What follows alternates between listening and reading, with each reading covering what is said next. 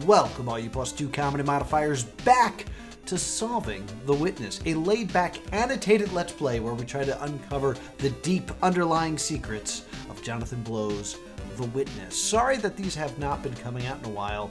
I've been pretty ill.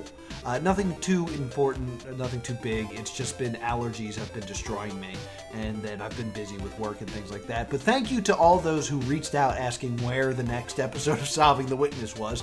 It's right here. It's a little bit of a shorter episode because I messed up with my editing and where I cut the last stream off, so I apologize that it's a little bit of a shorter episode, but please, take it away, Player Noah. Have it come down here.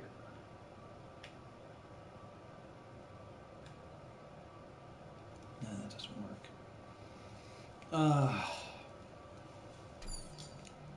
All right. Let me walk away from this. Oh, I think, okay, I see it. See this? This is going to line up once that door's open. But I gotta get this door open. Suns have to be in pairs. But I don't think color matters as much as I think. I think this might be cool.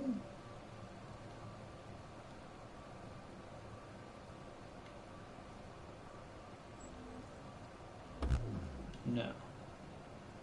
I'm just confused because how do I match...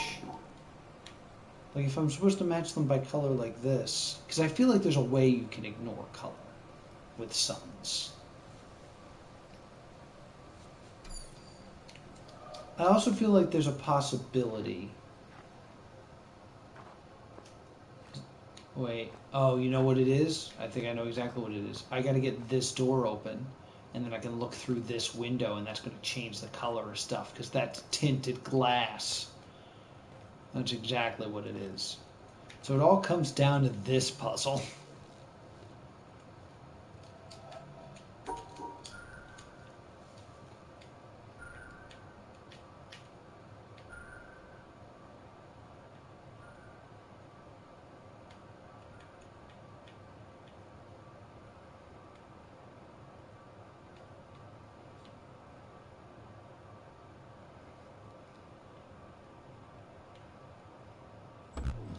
How many squares is this one?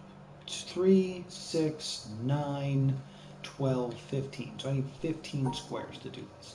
The thing I just did, how many squares did that leave? Too many, I'm sure. So maybe I do it like this. So I'm just kind of counting.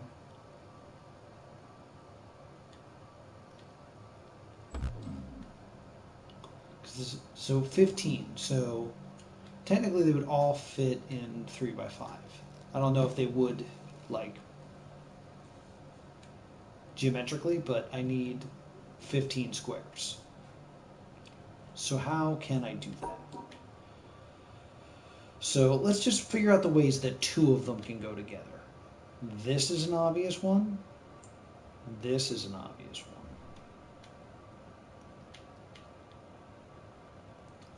And then if I would have to do like this, and then I could do this. That's technically correct.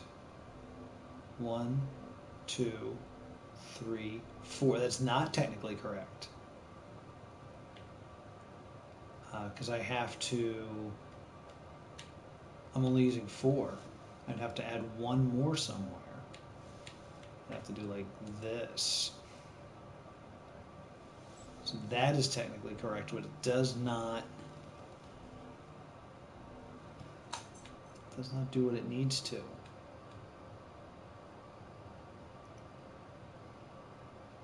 Alright, so let's pretend this comes down like this. Yeah, that makes the most sense. And then what comes out here? Like this? I think I just did it. Oh, baby. I'm so glad I got one. All right. So, just to explain it. suns are separated there and there, there and there, because they have to be in pairs of the same color. So these are together, these are together, these are together. Right? Okay. Then here's the first little L block. 1, 2, 3. Here's the second one. 1, 2, 3. Here's the third one. 1, 2, 3. Here's the fourth one. 1, 2, 3. And here's the fifth one. 1, 2, 3. Because they're askew, they can be rotated. Okay. That allows me to look through here and see this. All right, that makes a lot more sense. Those colors are wrong. These are the real colors. So it's the top ones made kind of like a little dipper, and then there's like an L, and then the rest are red. Okay. So these are actually white, and these are actually red, and these are actually, I think it was blue. So that's correct separation. That's correct separation. That's correct separation. Yeah, but I didn't properly separate those guys. Okay. So, separate, separate.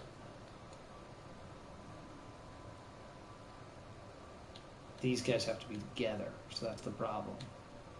All right, so separate, separate, separate. No, these are the same color, so I have to separate these guys from each other like that. Like that. Or I could do this. Separate, separate, separate, separate. There we go. All right, time for some explanation. Remember, yellow is actually white, black is actually blue, and purple is actually red. So, 2 white separated, 2 white separated, 2 blue separated, 2 red separated, 2 white separated, 2 blue separated, 2 red separated, 2 red separated. Took me long enough. Editor Noah finally coming in here. I know we spent a lot of time staring at this door, but something important does happen while staring at that door. If you go back to where I'm explaining what all the colors of the suns actually are, and you look in the upper right-hand corner, you can see a bit of sunlight that is shining through some trees. But it moves. And I know that I've been saying things like, there's no time and there's no movement, blah, blah, blah, blah, blah. But let's just take this at face value. If the sunlight moves, it's not that the earth is spinning or anything like that. It's the tree that is moving. There's a tree that is blocking the sunlight, which means there is, in fact, wind. This is something we've discussed a few times when it comes to the windmill. Is there wind to power the windmill? This would imply that, yes, there is some sort of wind in the island that is the witness. So that would be a point for the side of the argument that you do not turn the windmill on. You turn a lock off that allows wind to power the windmill. It's a real small detail, but that's the point of this whole Let's Play, is to point out stuff like that. The fact that we have pretty much discovered wind on the island. Big wind. That's how that works. That lets me see this. And then I gotta come over here and do this to it.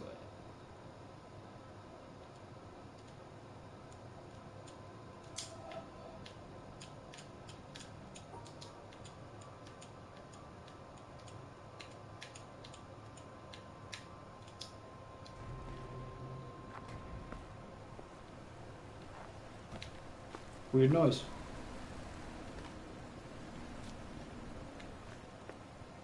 So follow this around. This thing goes outside there. All right.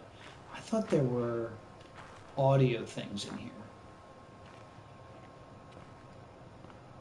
I can't seem to find them. I thought there were 2 audio things in here. Like I remember there's like a... Oh, there they are. I've been stepping on them. So maybe they have something to do with the weird sound. Do I have time to listen to them? I think so. We'll listen to these and then we'll go. It is a great adventure to contemplate the universe beyond man, to contemplate what it would be like without man, as it was in a great part of its long history and as it is in a great majority of places.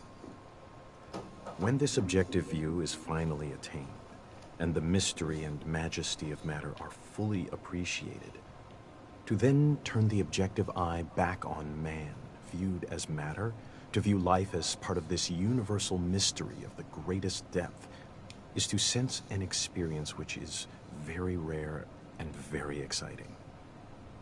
It usually ends in laughter and a delight in the futility of trying to understand what this atom in the universe is. This thing, atoms with curiosity, that looks at itself and wonders why it wonders. Well, these scientific views end in awe and mystery, lost at the edge in uncertainty, but they appear to be so deep and so impressive that the theory that it is all arranged as a stage for God to watch man struggle for good and evil seems inadequate. Some will tell me that I have just described a religious experience. Very well, you may call it what you will.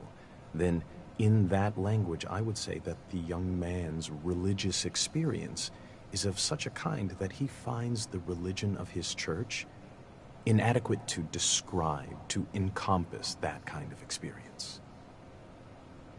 The God of the church isn't big enough. Richard Feynman, 1963.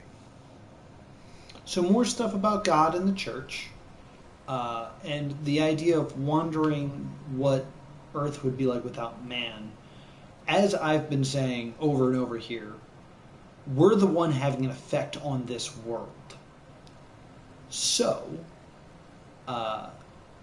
this world that we're in with these panels and these lines, nothing would happen without man.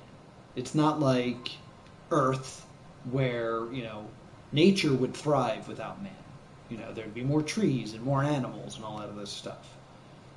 We damper nature with pollution. This is something I need to go back and look at.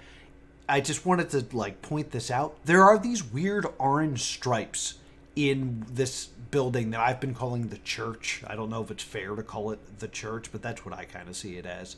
There's these weird orange stripes that do seem to kind of be in very intentional places. It's not randomly throughout this building. Very intentionally kind of askew throughout the walls. I don't get a good look at it, but it's something I definitely picked up here watching it and editing. So what do you think these stripes are? Do you think they're anything? They look identical to the color and the stripes on the windmill, so I thought maybe it could possibly be something, but I don't know. It's just a thing that bothered me, and I wanted to bring it up and get your opinion on it. That's not true with the world I'm currently in this game, because we're the only ones that can affect things. There is no time, there is no water, there is no sun movement, so there's no erosion. There will be nothing without man in this area. I hope you like this guy, because we're going to be talking about him a lot. This is Richard Feynman who said this quote, and we will be seeing him again. He actually has his own video in the windmill that we'll be watching later. But he is an American theoretical physicist, and you probably know his name for many reasons. One being that he was part of the Manhattan Project. Spoilers for Braid, I guess, but Braid is secretly about the Manhattan Project. So the fact that Richard makes an appearance here in The Witness, Jonathan Blow would be very familiar with his work, since his previous work, Jonathan's previous work, was Braid, which was a metaphor for the Manhattan Project. So this would be something that Jonathan Blow would know very well, so it seems important that he is included here. He also was in charge of the investigation into the Challenger explosion. So Richard's got his hands in everything. He is a devout atheist. He was born Jewish, but he became an atheist. And one of his problems with the Jewish faith is he believed that rabbis didn't have enough respect for nature and the ideas of nature and the beauty in nature. And it seems like the big takeaway from this quote is the idea that your God is not big enough, as he says. Basically, he's saying there is so much knowledge out there that to simply just tie everything up with the answer being God, with the answer being that we are kind of chess pieces in his good versus evil game against the devil, is disrespectful to the world around us, because investigating the world and how it truly works and looking for those answers and questioning things and finding new things, that's where we really find true beauty in the world. And I've mentioned this many, many times, that I felt like a lot of the messages that I was getting from The Witness is that you should not dive deep into The Witness. It's basically saying, like, this is a fruitless endeavor and you should not be diving in and searching, because the act of searching prevents you from seeing, which is one of the aspects of The Witness. Another aspect of The Witness is that your own conceptions blind you from the truth. My conception is that I'm worried that what I'm doing is a waste of time. So I'm also kind of blinded by that preconceived notion, and I think that's why I always zone in on the ones that say don't do this, because I'm constantly questioning if this web series is viable and worth doing, or if I'm just wasting everybody's time. So it was nice to see this be kind of the opposite message. In the search for answers, in investigating, the adventure that you go on in looking for answers is where the beauty is. It's not finding the answer, it's the path to get there that is truly beautiful. And I ended up watching something that I thought contained this quote, but I was wrong. But it was still a beautiful thing. It was called Ode to a Flower. And it was just a little monologue he gave in an interview where he basically says that an artist friend of his says, this is like, look at this flower. Look at this flower. And he says, you will never be able to see the beauty of this flower because I'm an artist and I can explain it more. And you're going to look at it all scientifically. And then he broke down the beauty of the science of a flower. The fact that its colors are intentional and thus attract bees to pollinate it, which then implies that bees find things beautiful, maybe. But it's fun to think about. The cells that make up, the atoms that make up the flower are all beautiful as well. And you don't see that as an artist, but I see it as a scientist. The idea of data being beautiful is a very nice statement, and I really enjoyed a lot of things that Richard said. The other thing that I found very interesting is his last words, his dying words were, I'd hate to die twice. It's so boring. So, till the end, just a very, very funny character. But the idea of the flower and the viewing the different meanings of, like, the different ways to interpret the beauty of a flower makes me want to go back to that flowery X having maybe multiple meanings. I've been saying that maybe we should just write off these flowers as just hints to how to solve each area. But perhaps there is more. Like, maybe we should just be admiring them because they're pretty.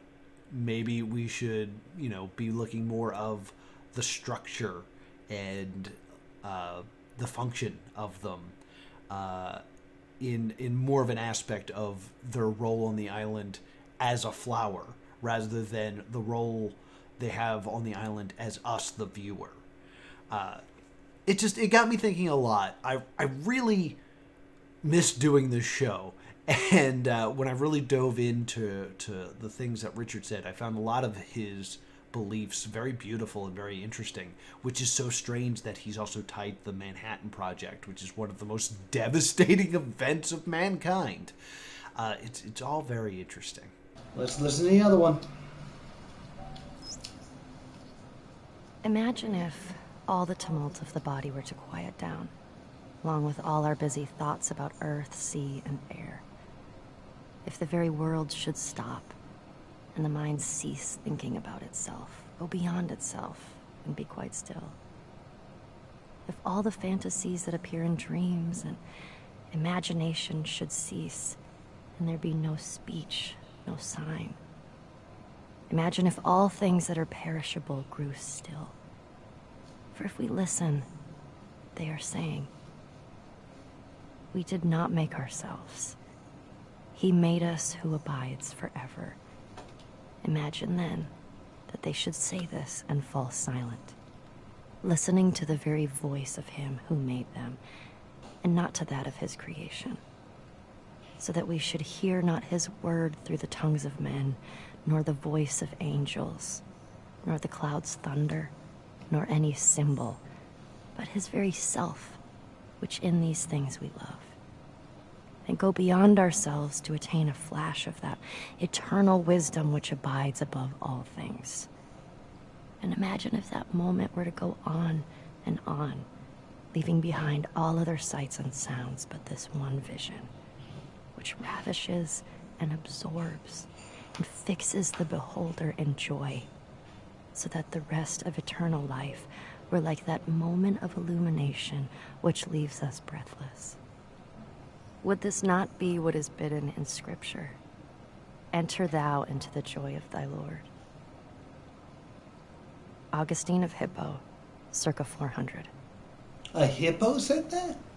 No, that was very interesting because, again, it kind of really lends itself back to our theory that, like, we're in a place without time. And, like, if you look, the trees are kind of in the wind. So that may not...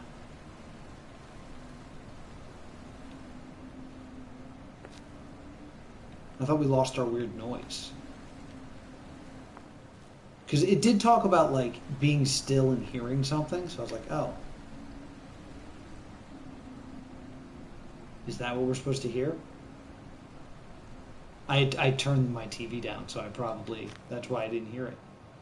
In any case, a lot of stuff about being still, which makes me think about turning off the windmill and making that still.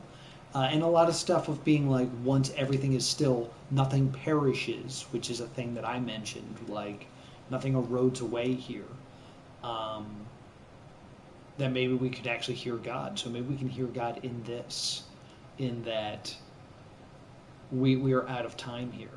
We're also out of time for the stream. St. Augusta of Hippo. St. Augusta is the saint of brewers. So cheers. So I've done some information digging on St. Augusta, and I find it very interesting. These two quotes are right next to each other, and they're by a barred window. So I kind of was taking it that, like, these two were kind of in, like, a cage fight. Like, these are supposed to be, like, opposing views going after each other. But it seems like they are less opposed and more of the opposite side of the coin. Basically, Richard is basically saying that to give credit to God or to say God is the answer of something kind of destroys the beauty of it. And Augustus basically saying that through God we see the beautiful of it because it's a thing we're, like, seeking. And the speech of St. Augusta here, he, first off, sounds like Imagine by John Lennon, which I'm sure is where John Lennon plagiarized this from. I hope you guys enjoy the airplane that's going by. Airplane gone.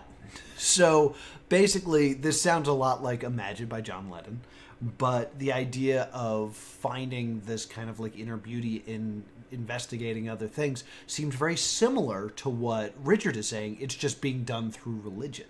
And it's very interesting. I looked into St. Augusta, and St. Augusta is really big into nature, which was the thing that, when it came to Judaism, that Richard thought was missing.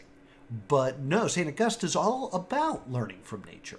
Also, St. Augusta doesn't believe in the whole free will, good versus evil thing.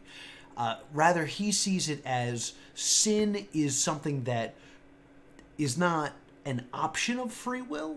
It is a thing that kind of infects free will that can only be cured through grace. So even though Augusta's on the opposite team, is playing for religion, has a lot of the same ideas as Richard, who's playing for science. So they are, the opposite side of the same coin. They're making all the same points, but they view things very differently. I like the coin metaphor because I always like the idea of two things being the same thing but never facing each other. So they're always just at odds, looking in opposite directions. So I thought it was very interesting to put these two next to each other because they're not opposed. They are actually making the same points in very different ways. And the idea that these are both found in a building that I consider the church, but is also kind of like unfinished or kind of like broken. It's like the church's presence is there, but it's not confining anything because there's no roof and it's open and stuff like that. I think it all makes a lot of sense that basically these ideas are not opposed because they come from different places. They are all the same truth viewed through different lenses, which, kind of plays off of the puzzle that it takes to get in here. You have to view it from a certain perspective, and even though it is the same puzzle not viewed through this literal lens in that window, it is only through seeing it that way that you can make sense of it all. I like this quote as well. I like Richard's a little bit better, but I found Richard's reading more interesting than St. Augusta because St. Augusta was born thousands of years ago. And with that, that's the end of this episode. Thank you so much for joining me for another episode of Solving the Witness. Here are your takeaways for this episode. 1, did we prove wind? Did we prove wind in The Witness? What episode is this? This is like episode 40-something, and I'm still on is there wind? Is there wind? Did we prove wind? Let me know in the comments below. 2 is the stripes in the church. I'm going to put that in single quotes, the church. I just find them suspicious. I didn't get a good look at them. It's something I want to go back and reinvestigate very soon. Very soon. And then we have the views of Richard Feynman? Richard. That's good old Dick. And Augusta. Augustine. Oh my God. St. Augustine and Dick. They're the same views, just viewed differently. What are your thoughts on those two quotes? Do you think that I'm hitting the nail on the head, that they're basically saying the same thing through different points of view? Or is there something I missed? Is there something that should be interpreted in a different way about those quotes? Let me know in the comments down below. Next time on The Witness, I will be doing a mailbag episode. I'm going to do it a little bit differently. On Wednesday, over on Plus2 Comedy Gaming on Twitch, which is just Plus2 Comedy, I'm going to do a live stream where I kind of just wander around the island, look around, and read comments. So if you want to be there for that, join me Wednesday at 3:30 Eastern Standard Time over on twitch.tv/plus2comedy. I can take extra questions there. It's probably going to be a two-parter, but Witness streams will return next Wednesday. Thank you so much for watching. Thank you for 400 subscribers. There are going to be bonus episodes of Unearth You coming soon. And just thank you so much for supporting this series. I really enjoyed doing it. So be sure to join me next time. We try to solve the witness. I said solve.